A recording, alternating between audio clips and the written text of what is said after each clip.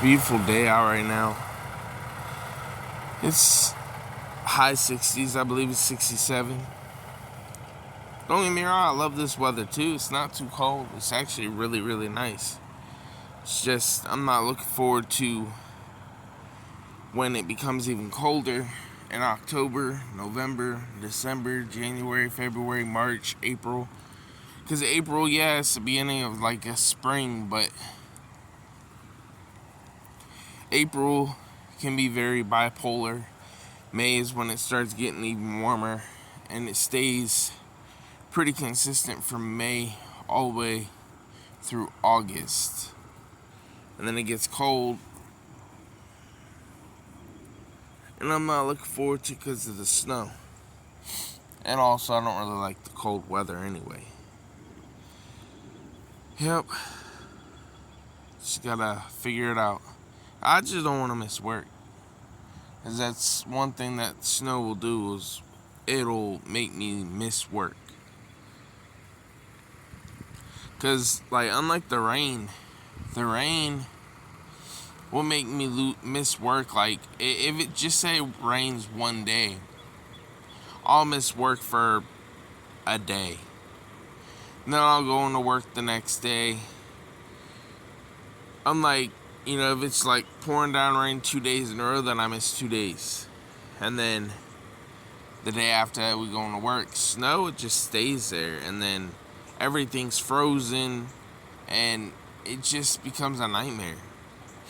Like last winter, I missed 3 days of work for 1 day of snow.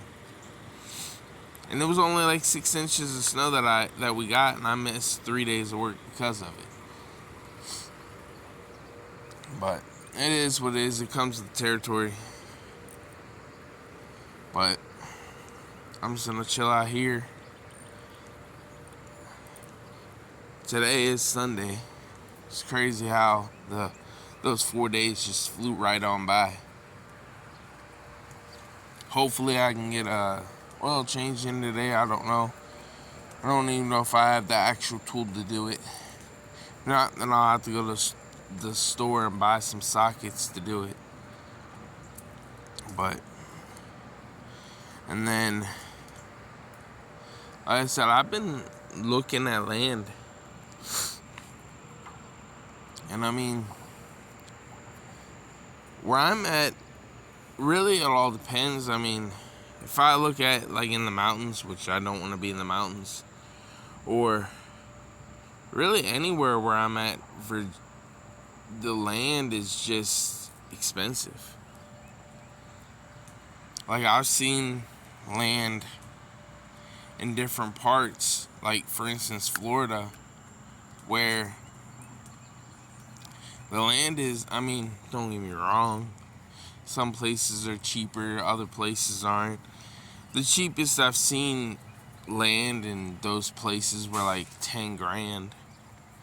But a lot of them were places that didn't have any utilities nearby. So, and they said that in the description that it's not buildable because there's no utilities. There's no like power lines. There's no sewage going that way. There's no water, nothing. So technically you couldn't just go over there and live, if that makes sense. Yeah, you could, if you wanted to, you could technically, pitch a tent and live on there, or put a shed and build it up, but you won't have any utilities unless you're that type of person that just wants to rough it and go off solar power and stuff like that. Then that's totally understandable, because I wouldn't mind personally doing that. But at the same time, it's not just me. I can deal with the heat. I can deal with all that. My fiance, on the other hand, she cannot deal with the heat. Dogs is understandable. They're used to, especially him. He's used to being inside.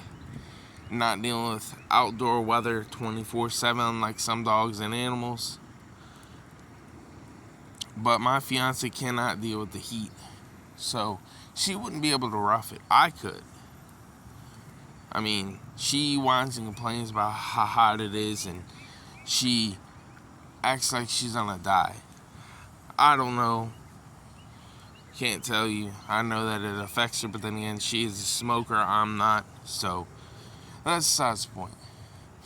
Love her to death. But we have two different way of looking at things. But oh well. But it's just like that guy, Richard and Sailor or whatnot. They rough it, but I don't even really like their content, mostly because that Richard guy, he's just an e-beggar.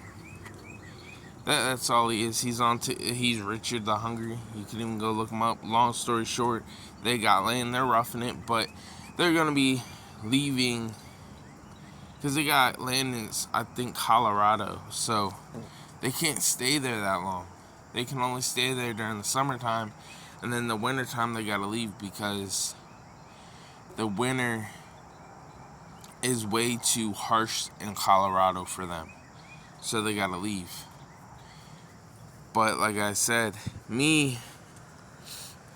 I wouldn't mind personally getting a piece of land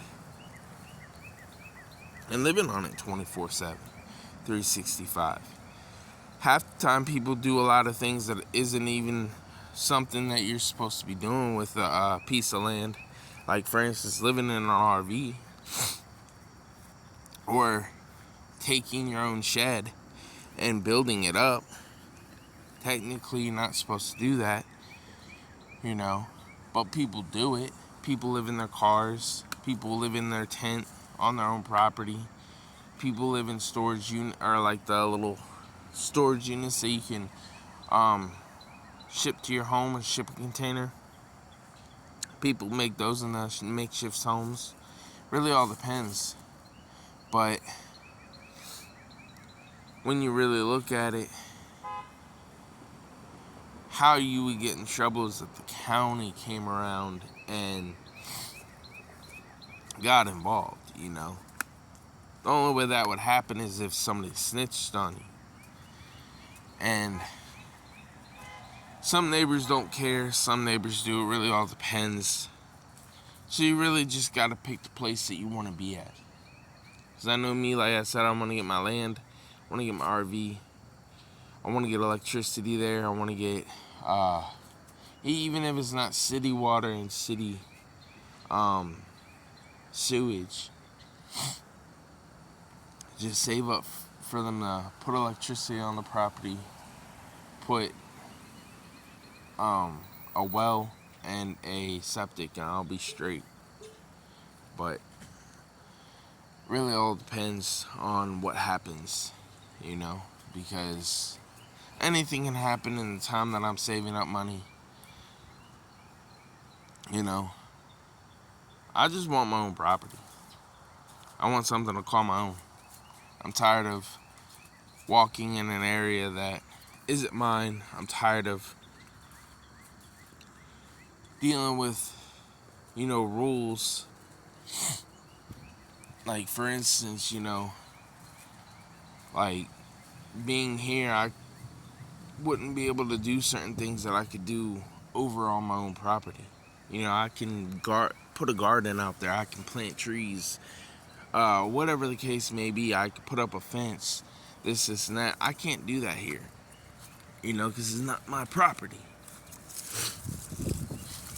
But we'll see.